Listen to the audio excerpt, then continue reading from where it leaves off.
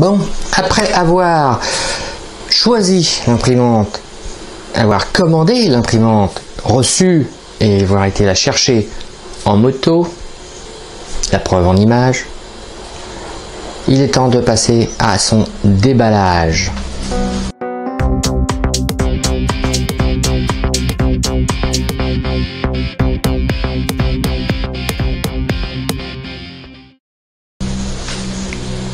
Allez là. Sur la moto ça faisait gros, hein. Mais c'est passé. Et voilà. Donc là vous êtes très proche de mes neurones. Donc attention, ça risque de grésiller. Donc voilà, le carton donc, que j'ai reçu, tout simplement, hein, il est plutôt pas mal encombrant pour la taille de la machine. Parce que c'est une petite machine pour ceux qui prennent les choses en cours, hein, sur cette vidéo. Donc c'est une Tevo Michelangelo que j'ai été chercher en moto. Donc là c'est la partie unboxing de cette imprimante, et quand je vais la sortir on verra aussi pourquoi j'ai choisi celle-là un peu plus en détail. Donc déjà on a un bon emballage. Oh, ça serait pas mal ça pour la moto. Une petite notice qui est petite. Un petit kit d'outils avec un cube blanc. Ça doit être le cube de test, qui est plutôt pas mal, hein, niveau impression c'est pas mal. On a dedans un petit tournevis, des clés Torx, une clé, ça c'est pour serrer les tout ce qui est roue, vous voyez, et un truc bien que je trouve ils le font pas tous, une carte SD grand format, hein, pas micro SD, SD classique en 512 mégas. Et là on va arriver, oh la vache, bon, c'est plutôt bien emballé, hein.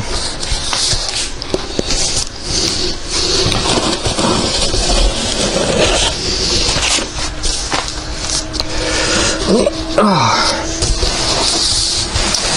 Bon, je la sors et je reviens. Bon, alors première chose, c'est de l'emballage. Je sais pas comment les autres sont emballés à l'heure actuelle, mais alors celle-là, au niveau emballage, vous avez vu, c'est du costaud.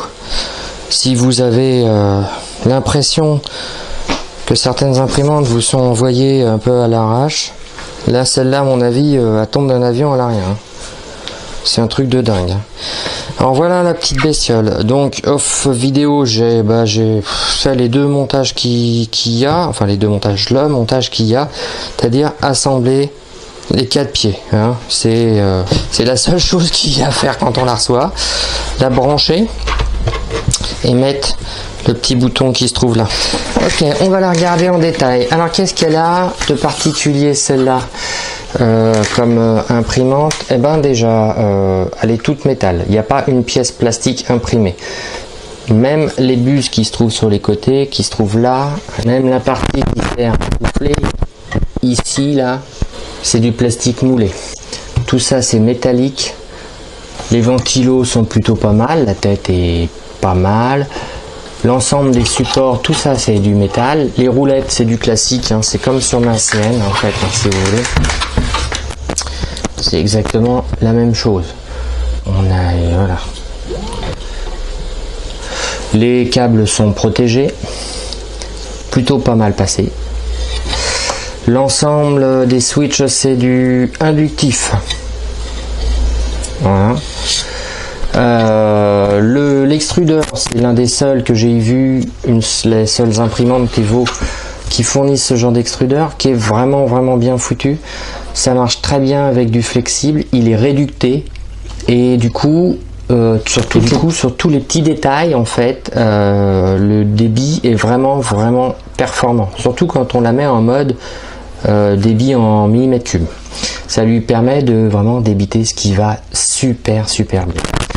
La tige, une tige trapézoïdale avec une vis qui n'a pas de roulement, qui n'a pas de rattrapage de jeu, mais bon, ça c'est pas gênant. Moteurs pas à pas sont débranchables et toutes sont étiquetées. Donc autant vous dire que c'est vraiment super propre, honnêtement. La base est métallique, les courroies sont guidées tout entièrement sur roulement. C'est difficile de dire plus. Pourquoi j'ai choisi celle-là, j'en ai déjà parlé, sûrement. Enfin, j'en ai déjà parlé, c'est évident. Parce que déjà elle arrive tout assemblée, que je voulais une petite imprimante puisque je ne veux pas un truc énorme, que je voulais pas avoir un truc bizarre du style le pilotage en face avant et de mettre la carte SD à l'arrière, parce qu'il y en a quand même un certain nombre où on fout des micro cartes SD à l'arrière, donc faut retourner la machine. Là, une fois qu'elle est positionnée, on est tranquille. L'ensemble socle support n'a pas de pilotage, le système à part, donc ça c'est royal aussi, c'est-à-dire que tout fait partie de l'imprimante. Elle a une carte intérieure, on va la voir d'ailleurs, je pense que je vais l'ouvrir pour ça. La carte intérieure permet d'avoir des extensions, de rajouter, donc elle a déjà la ventilation qui est intégrée, le leveling et le lit chauffant. Et peut-être d'autres choses, puisque c'est une carte qui est vraiment pas mal. Les firmware, c'est du Marlin. Donc le firmware, c'est du Marlin. Et en plus, on a la possibilité de récupérer le code directement pour le modder, pour ajouter les options qui manquent ou tout simplement pour pouvoir le customiser.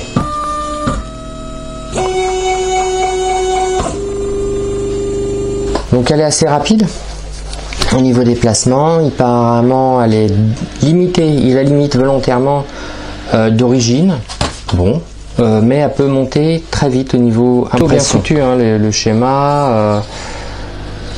C'est vraiment pas mal, hein. Le dessin est clair, la notice est très claire. Ok, le slicing, donc comme c'est sous Marlin, bah, c'est compatible avec tout, ça c'est plutôt cool. On peut soit la piloter en direct, soit utiliser la carte SD, et ça aussi c'est plutôt cool. Sur l'écran, on a la possibilité du bed leveling, le home, le front right, elle se positionne. Et c'est plutôt bien.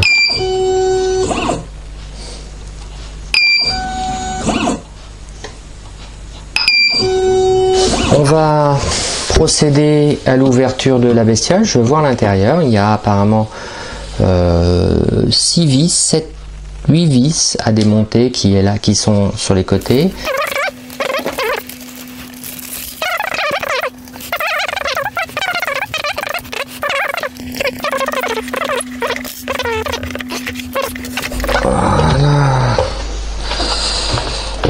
Oh, dis donc, en fait, on n'a pas trop de risques au niveau de la machine. Pourquoi? Alors, voyons voir en détail.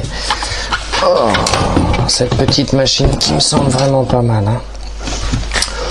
Alors, bah, le support déjà, il est fixé sur la plaque, ce qui fait que l'axe, en fait, il bougera pas. Les moteurs aussi, et ça, c'est plutôt cool. On retrouve la carte de contrôle. Bon, le ventilateur, ainsi que la partie écran, etc. Une toute petite alim. Bon, elle est vraiment petite. Voilà. Alors ça, 12 volts 7 ampères, ce qui signifie que là, clairement, mettre un lit chauffant, c'est faisable, mais pas avec cette alim de base. Et néanmoins, il y a une contrainte au niveau dimensionnel. On peut en mettre une plus longue, peut-être un poil plus large, puisqu'on a un peu de place là. Mais plus haute. Bon, alors par contre la carte, elle, au niveau refroidissement, ça doit pas être top moumoute parce qu'il y a tous les câbles qui sont par dessus. Ça, je trouve ça un peu dommage. On a les sorties, on a la possibilité d'avoir un deuxième extrudeur sur cette carte que l'on voit là. On a bien entendu tout ce qui est fin de course. Voilà, vous voyez les couleurs là, vert, bleu et rouge derrière. Voilà, les trois fins de course et les mines et les maxi. Pourquoi je dis ça? Parce que c'est intéressant dans le sens où On peut rajouter sur un des fins de course le Bell Touch. On a bien sûr les quelques sorties supplémentaires hein, qu'il y a. Bien sûr tous les départs auxiliaire 1, auxiliaire 2 pour les cerveaux. Ici par exemple, je vois cerveau 1, 2. C'est tout près. Hein. Et à côté aussi. On se retrouve donc avec l'entrée USB ici. Entrée classique, les différents trucs. Donc là on a les ventilateurs, le ventilateur en fait, je vois fan plus là. On a le départ pour la buse, donc le chauffage de la buse qui se trouve au milieu là, HE0, et on a HE1 qui doit être le pilotage des ventilos de refroidissement, comme sur toutes les cartes Marlin. À côté, on peut apercevoir le H-bed pour pouvoir chauffer un lit. Donc ça c'est plutôt une bonne chose, la carte est complètement polyvalente. Il y a à l'intérieur quelques améliorations de câblage à faire, hein, parce que là je trouve que bon c'est pas mal, hein, mais c'est un peu le bordel. Hein. C'est-à-dire que là pour moi la carte a refroidi très mal. Les câbles, certains pouvaient passer le long ici, là, tout simplement pour revenir.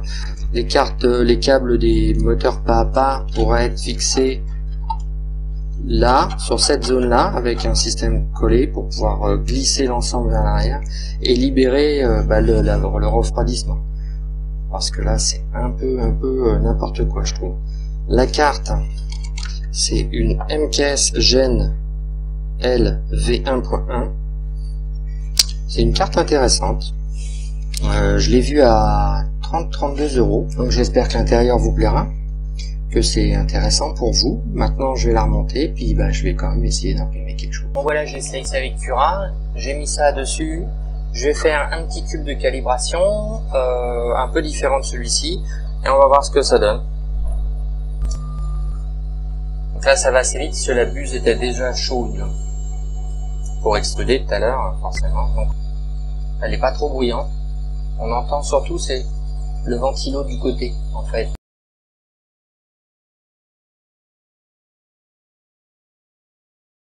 On va regarder en détail ce que ça a donné. Alors pourquoi j'aime bien celui-là par rapport à un cube tout blanc, parce qu'il y a du texte dessus, du relief, et qu'il y a à la fois l'extérieur et l'intérieur. Donc là l'extérieur fait 20, l'intérieur fait 10. Ça c'est le cube que j'imprime maintenant avec mon imprimante. Donc vous voyez c'est quand même devenu un peu pourri. J'avais une qualité comme celle-ci avant. Donc là je suis très content de la qualité. L'impression s'est déroulée en 14 minutes et 3 secondes comme elle m'a donné les paramètres de Cura, à quelque chose près. J'ai imprimé en 50 mm par seconde, mais je pense pouvoir imprimer nettement plus vite. La qualité, donc on voit les layers, mais c'est normal, hein, je suis en 0.2, la tête c'est du 0.4. Il n'y a pas ou presque pas de ghost sur le X, donc comme ça, et la vache, et c'est bien collé, et pas ou un peu plus de ghost sur là où il y a le plateau qui est entraîné, à 50 mm par seconde. Plus je vais augmenter, plus le ghost du Y ou du X devrait augmenter, c'est-à-dire les fentes, le relief qui se met de l'autre côté là, qui se décale. La surépaisseur, il y en a pas, moi j'en ai pas du tout, hein. Donc lié au jerk. Les bords sont pas mal, peut-être qu'il faudrait que j'augmente le jerk qui est peut-être un peu bas. Il est peut-être à 10 je crois, donc peut-être le mettre à 50. À 50 à 40, peut-être que ça serait pas mal, c'est une bonne moyenne 40 en général. La qualité est bonne, l'ensemble est constant. J'ai pas trop de défauts de surface. Quelques-uns, mais rien de bien particulier pour un filament qui est quand même super vieux. Hein. Il y a ça aussi, le filament, ça aide énormément quand il est bien, et là il est pas bien. Voilà. J'en suis très content. Elle est silencieuse, simple, fonctionnelle quasiment tout de suite. Donc il n'y a plus qu'à la mettre à son emplacement définitif.